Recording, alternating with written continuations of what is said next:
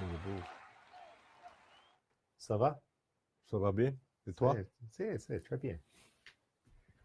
Is that the only French you know? Yeah. Yeah, let's just go to the start. Roll titles.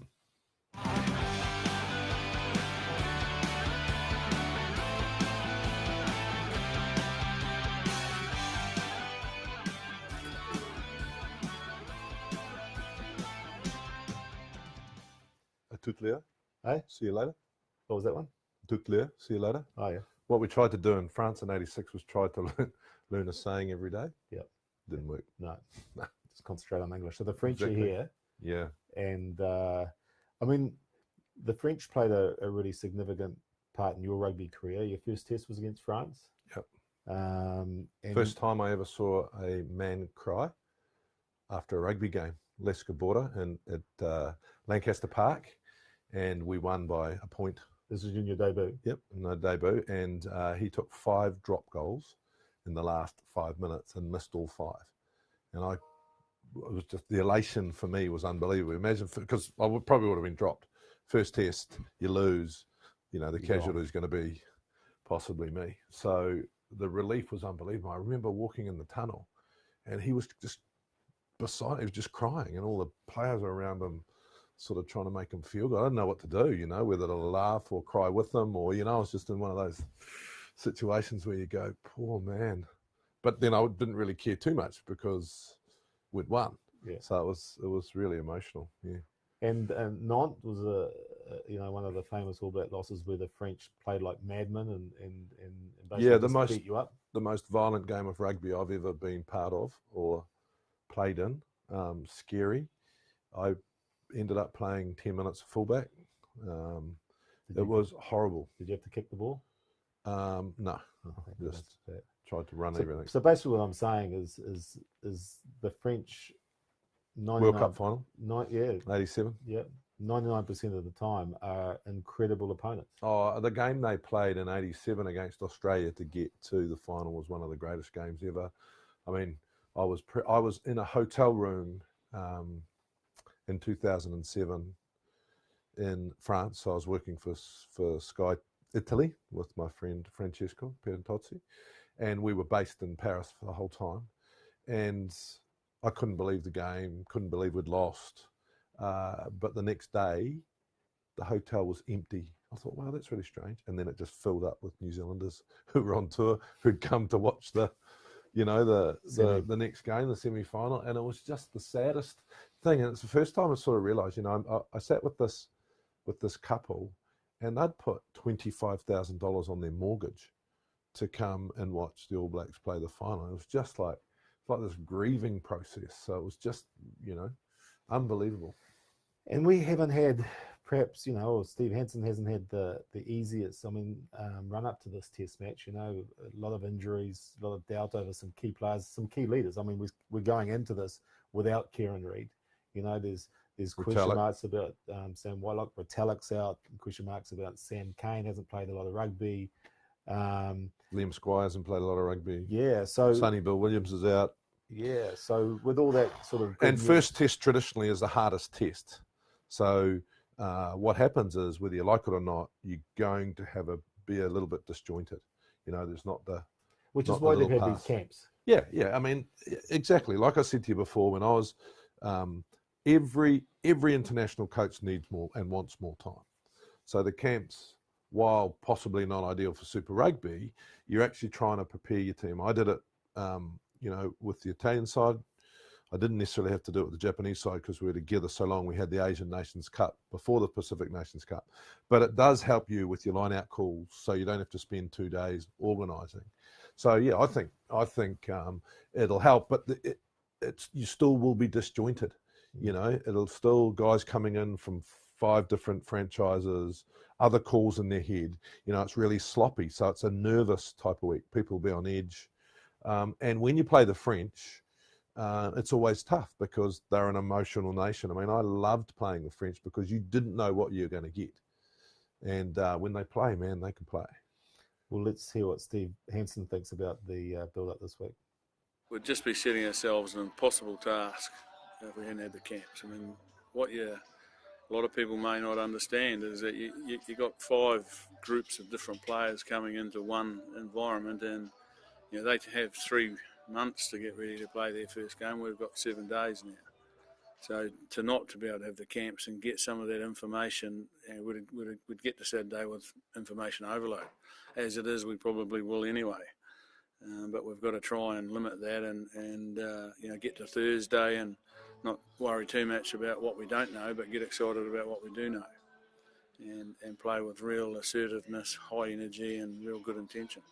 We're about to play a French side, I think probably the best, well I don't think, I know they are statistically, they're the best defensive side in world rugby at the moment, running at about 92.5% tackle completion.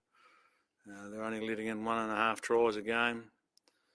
So we've got a massive challenge on our hands and one that we're really excited about facing. Greg Summers is just here, says, if you see a Frenchman cry, give him a glass of red, a baguette and some brie. He'll get over it. Exactly. Not that that's a cliche. And that's brilliant. Yeah. Yeah, and they did too. So, they're just, I just love. What's the respect like between French rugby players and New Zealand rugby players? We have a connection on the rugby field, so there's utmost respect from both sides, and the French have a great record against us because they when they on top of their game, they're amazing. They are not scared to try stuff. They play with with flair, with passion. So yeah, our relationship's always been one of mutual respect. And do you have friendships from the guys you played against? Yeah, I mean, I was really close to Serge Blanco and Philippe Salah. I think Philippe's coming down for this series. I know Serge is now president or something like that. So yeah, no, it was always fantastic to tour. Great place to tour as well. So Carl Taylor, just talking about my shirt, they don't have many shirts to choose from at the warehouse. So all in all, it's not a bad choice. they're actually a lot. I was pleasantly, I thought, nice to you about your shirt. I didn't even mention it. I just brushed it. This is one of my favourite shirts, and I brought this out because I feel it's got that French sort of lounge singer, the 1970s sort of going on. Yeah, but you did right, Ricardo. I totally agree with you. Yeah. It has got a 1970s French sort of feel. Yeah, I'm sure. I'm sure it'll come back as fashion and welcome them to our country. I was reading on allblacks.com a really nice piece by Lynn McConnell about the 86 Baby Blacks against France. Yeah. Which was the game that obviously you played in, and just give us some context to that game. Well, firstly, I think the best thing to do is try and name the bench. It's always something that'll win you some prizes if you're in a quiz or you need to throw it out. So try that. I'm not going to tell you what it is. But the Baby Blacks was amazing. If you want to name the bench on Facebook, have a crack at the reserves. Yeah, and the starting side, but the reserves is pretty difficult. Had a couple of injuries. Yeah, I remember it. I was rooming with Fitzy, and he hadn't played a test. He wasn't named. Bruce Hermara was named. Yeah, and I remember him pretty happy the morning. I think it was Wednesday morning. I said, "What are you happy about?" And he said, "We've got live scrums today." And anyway, he played that weekend and played another 92 test matches without break. So it was just a really, really scary week because the Cavaliers had been banned. It was just a new bunch of guys. I think I had the most tests with 8 or something. I think there was only 4 guys with test match experience. Yeah, I think I was the most with 8. Right. And so it was just scary. But we had a pretty simple game plan. We felt that if we let them play with their flair, I mean, we had Lagasque, Blanco, Cordon, I forget his name now. Cordon Bleu? No, idiot. What was his name? Oh man, he was so hard to mark. Salah, I mean, just an amazing forward pack. Jean-Baptiste Condom, I think, was one of them, believe it or not. And so they had all this test experience, and we were just like nobodies, and we were called the Baby Blacks. No one expected us to win. I remember Joe Stanley. It was his debut, wasn't it? Yeah. His debut. Arthur Stone, Joe Stanley. It wasn't Arthur's. I think Arthur was another one that had played. I think Grattan was another one. But anyway, we just decided that we're just going to get in their faces all day. We're just going to tackle hard. chase everything down and put them under all sorts of physical pressure. Yeah, We've got some pictures here, just of you guys getting off the bus. The Cougar coach, as you can see, it's cool. There's Fitzy there, looking about 12 years old. It's his birthday today, their birthday Fitzy. Yeah, there's you looking about 12 as well. I mean, Brian Lahore is the coach. I mean, he must have been a pretty influential man at this time. Yeah, I mean, he was our go-to. You know, he had the mana. But look at him, there he is. Pretty young. He looks like he's ready to play, BJ. A Borrow there, TJ, Mark Ricardo. Let's have a look at the try. Let's have a look at the try that the All Blacks scored. The All Blacks. No Lead in the middle by Brewer. He got high, but couldn't quite grasp it. I remember it like makes a little burst for the All Blacks. It was taken in by Earl. Releases it nicely for Kirk. Boddicker. Having a good game. Bruno Boddicker. John I remember Kirwan. looking and I couldn't With a get strength past of the way, Kirwan. so I flicked it behind the Found back. Harvey. Here's And Brewer. then Mike Brewer got Brewer. that try. And we just Great sort of try to the All Blacks. really started to believe. You know, we thought the game plan's working. If we run hard, make them tackle. There's the 12 there. What was his name? It'll come to me. Something like Good on You. Good on You, yeah. Good on You, yeah. So yeah, I mean that's why we have such a great relationship with the French, because there's always been moments like that. They've come and beaten us, you know, in the World Cup in Cardiff. We beat them this day that we shouldn't have. There's always been those days where, you know, you just have a great rivalry, and I just love watching them play. A shout out to Masterton. There's been a request for a shout out to Masterton, but you know, BJ Lahore. Yeah, playing a big role there. Actually, it was Brett Harvey you passed the ball to. Yeah, sorry. Yeah. And so that behind the back pass, you're admitting now that actually was a bit of a fluke. Yeah, total. No, I looked and I could see the player, but I couldn't get the pass that way. It's not something you do in the All Blacks in those days. But you know, we were chancing our arm a wee bit, and I threw it, and luckily Brent picked it up. Yeah.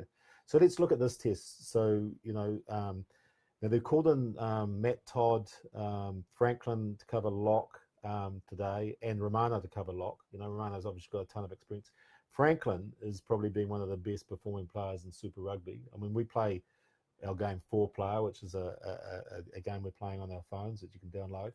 And Franklin's my go-to, and he just scores points every week, you know, because he just wins the lineouts, takes the ball up. You know, I'm really pleased for him. Yeah, and I think, you know, Matt Todd's another one. Yeah. You know, I always pick him when we're playing 4-player. So those guys are what I would call the backbone of a rugby team. They just work. You know, they're going to win their lineouts. Franklin's going to win his lineouts. He's going to hit rucks. He's going to carry the ball. And I wouldn't say, you know, you don't see him like you'd see Sonny Bill, but he is just the backbone. I'm really pleased for him. I think he deserves it. And someone like Todd, it was unlucky to miss out in the first place. So you don't worry about them coming in. I mean, it's pretty hard to replace Retallick. I think Retallick's the best player in the world. So hopefully his is not as bad as we think. If it's a pec injury, could be a long time out, which would be sad. But, you know, I think that for me, the guys that they're bringing in will just enjoy the challenge to step up. Yeah, I mean, how much would the selectors enjoy last weekend where you had 2 local derbies, which New Zealand players just smashing each other? I mean, I think when you, the biggest growth I've seen in Steve Hansen as a coach is that he is incredibly positive. Also because he's got confidence that he's built a big squad. So he outwardly doesn't seem to worry about things he can't control. So he would say it is what it is, you know, and that's just the way we have to get on with it, won't make excuses. And I think that goes through the team, you know. When you listen to the All Blacks play, Franklin will just say, look, if I'm in the team, I've just got to do my job.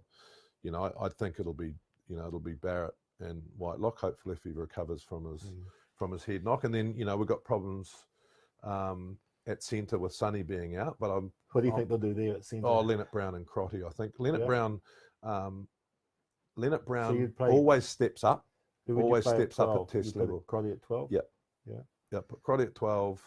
Leonard Brown, they've played together before. Leonard Brown has a tendency to step up at test level. And so I think you'll go with a little bit of combination, knowing that your combination's going to be off this week. So wherever you can, you'd probably try and go with combination. Or would he go, because they like Crotty at centre. They seem to pick Crotty a lot at centre and Laumape at 12 with Leonard Brown off the bench. Yeah, it's a real possibility, but I think they'll go with experience for the first test. Yeah. You know, I think they'll go guys that are used to it, guys that are used to a little bit of adversity, and you know, for me, play guys that have played a few test matches that won't get panicked. I mean, I believe it's a test that you know, we're not going to win until the last 10 minutes. It's going to be real tough. Just listening to Hansen before, you know, they've got a really good defensive line. They can move up quick. They put you under pressure. They make their tackles, and that makes for a hard evening out. Yeah, it's just so Highlanders did bloody well beating the Hurricanes, and then the other big game was the Crusaders Chiefs, which was an outstanding game of rugby. But again, the physicality. Let's just have a look at it. It was outstanding. Oh, they're going to take it quickly. Oh, they're in. Caught them napping. Hayden Bedwell-Curtis. Back on the Chiefs side of halfway. Well, that ball's been lost. Hacked through by Charlie Ngatai. Racing back as Havili gets to it first. Ngatai stays on his feet and gets the turnover. Charlie Ngatai picked up by Talbot, and Jacobson's in. Oh! Go down towards the back, and I've got this beautifully set up here. The Crusaders, they drive to the line, they're over. Now Hall looks to take it the other way. Morna, the double pump. Tamani Valu, bridge. It is the penalty that they were looking for. Blackadder, though, senses a chance to get it over the line. They're getting close. It was a 34-20 win over the Chiefs. Good to see Izzy Dad back there. And I again... have to tell you, Kat, I didn't see it. I was in Japan. Right. So I saw it, and I'm just showing you. Yeah. I don't really trust your opinion, though, to be fair. So, actually, a significant moment today with the New Year's Honours list, Queen's Birthday Honours list. I missed out again. I checked the mail. Because of your shirts. But there was one there for Grant Nisbet, who's calling his 300th game, 300th Test match this weekend, I think. And I can't even understand these awards, but I think it's like the Officer or Order of New Zealand, whatever it is. A great reward for a great man. Yeah, exactly. And, you know, he's just a good man. So for us that travel and do a bit of commentary and stuff, always the same, really cool guy just to sit with and have a coffee or have a beer. And I think, you know, his OBE, was it? Well, yeah, we'll call it that. Would be well deserved. Really cool, man. You know, he played one first-class game for Wellington Colts against nice. Horowhenua. There's a number 8, then moved to Horowhenua. Yeah, both of them. And also Japan. What were you doing in Japan? The All Blacks have done a relationship deal with Mitsui Fujisan and Kashiwa City, which is where I used to live. One's a city where I used to live, Kashiwa. Yep. And Mitsui Fujisan is one of the biggest real estate companies in Japan. And so they've done a relationship deal with the All Blacks, where the All Blacks are going to do a camp up in Kashiwa.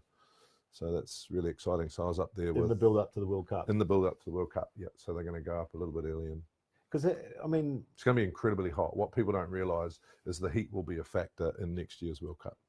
You know, it's incredibly humid at that time of year, and so you know, and I know the All Blacks are going in October to do a bit of a trial run. So getting up there early is a good choice. That's good. It's just looking at the questions. No one's tried to answer the Baby Blacks reserves. Murray Davey, Ian Abercrombie. No, this wasn't a question for you. It was not a question for you. It wasn't a question for you. Because you looked it up before you came on air. Yeah. So it's not a question for you. No, I know it because you ask me every time we've had a few drinks. And the under-20s are playing at the moment. And we had what we thought would be a pretty tough game, which is against Wales this morning, because Wales beat Australia. And, you know, Wales and Australia and Japan in our group. We looked after Japan. But this is how it turned out. Overall, not a bad performance by the under-20s. Puts it in. Jackson strikes at the ball, and now out to Plummer. Some running ball. Talia, they loop around and they bring Sullivan from the right wing. Sullivan gets rid of a couple of defenders. Then the ball back on the inside. Proctor's over. Black Magic strikes again. It has been made by Wales. Rowe gets it. Throws it out to Plummer. Plummer spots a gap. Pops the ball up to Florence. Nice tackle from Max Williams on Florence. Rowe gets it again. Offside. This time to Kiroi. Kiroi to Talia. One more pass. Sullivan gets in. 30 gone. Florence again, the target in the line out. And this is Whanganuku after doing some defensive work. Now being called on to carry the ball forward. Does it well. Rowe. Some decoy runners. Kiroi coming in from fullback. Gets through the gap. Out to Sullivan. Sullivan backs his ears. Puts the ears back rather. Passes to his captain. Remember when we were in France in 1990, we went out to dinner, and I was part of the media, so I was obviously not part of your hijinks, but we had frog's legs for dinner. Yeah, and I remember Grizz was the coach. Grizz Riley was the coach, and he went to answer a phone call, and someone ate his frog's leg. Yeah. Doc Mayhew. Was it Doc Mayhew? Yeah, and don't dob him in because I know Grizz has been looking for that person for the last 30 years. Dr. John Mayhew. It was. Yeah. Because we all had to hide afterwards because Grizz was really upset because he actually had to answer I think it was a journalist. It was the Herald or something at home, and he went away to do the interview, came back and we'd eaten his frog leg, which sounds stupid at the moment, but at the time it was pretty funny. But when he got back, when he got back, it wasn't funny at all. So we all scattered and blamed Doc Mayhew. And as you do. Where were you? Because we would have blamed you. Yeah, I wasn't there. I was probably hiding. So it was. We Doc only Mayhew. took you so you pay. Yeah, I worked that out. So what are we expecting? Eden Park, France. Beautiful Auckland weather. It hasn't rained for sort of 3 months. Well, I don't know. That's the trouble. And that's what I love about the French. That's why it's probably one of the test matches that I get the most excited about because you do not know what they're going to bring. And I think that's really cool. So, defensively really strong. If they can bring some flair, take advantage of a little bit of probably inaccuracy from our point just because it's our first test match, I think it's going to be a humdinger. And we might be missing a bit of experience, obviously missing our captain for a start with Kieran Reid. We might be, we are. Yeah. So Retallick. So you've Reid, been in that situation. Sunnyville. We talked about the Baby Blacks. How do teams deal with that? When we don't have some of our leadership group there. We expect the others to step up. Stop. Okay.